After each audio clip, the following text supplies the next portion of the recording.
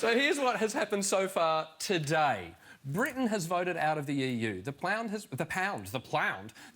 plummeted. The stock market crashed. Scotland may leave the United Kingdom. Ireland may reunite. Spain wants joint sovereignty over Gibraltar. The Prime Minister resigned. Donald Trump thinks we've done the right thing. And Harry Styles is reported to have signed a solo record deal. I mean, that's a real bad exit story, that one. Harry Styles. I mean, it's one thing after another.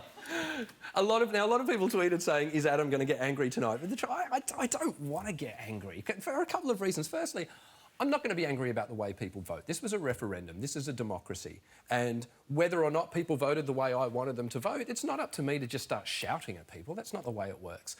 You know, a lot of our viewers voted out, I'm sure. There's probably people here tonight that voted out.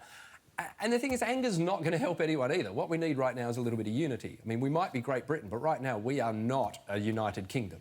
No, I mean, it just... I'm not surprised. You know, I was surprised when people get voting to keep Wagner in X Factor for 8 weeks. And ever since then, it's never surprised me our ability to mess up a vote. On the other hand, I am surprised we turned our back on David Beckham. And it's just...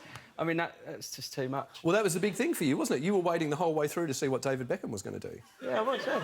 I'm a big political mind. I was waiting for Beck, yeah. Who isn't? I tell you who isn't, 51% of the country. I've said it before, and I'll say it again. Yeah. Democracy doesn't work. Look, I was joking! I was joking! You know, cheer the way you want to cheer. Bearing in mind, and I know there's people around the country watching this, we're in London, and clearly most of the people in London voted to remain. I mean, just for the record, I do believe in democracy. I'm not moved... I'm not going, and guys, it's been lovely, but I'm off to do the last leg North Korea. Where I'll probably lose a leg if I say the wrong thing.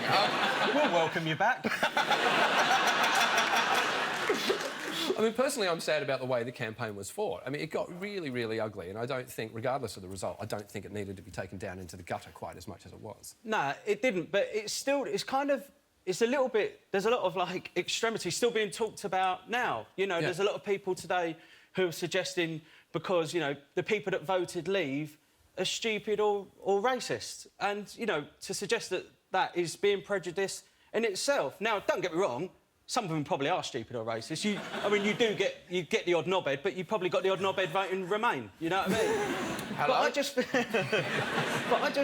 I think that there's a section, you know, you can see the country's divided. Yeah. There's a part of the country that clearly feels completely disenfranchised from the rest of us. And, you know, they probably feel let down by the government. And I'm not saying that, you know, necessarily, I wouldn't have said that voting out of the EU is the way for them, you know, is the right way to go about it.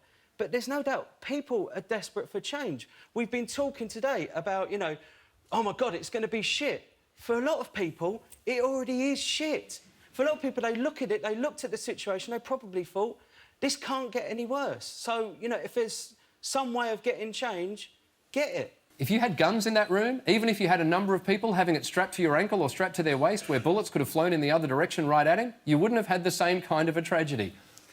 Fucking hell, Donald Trump!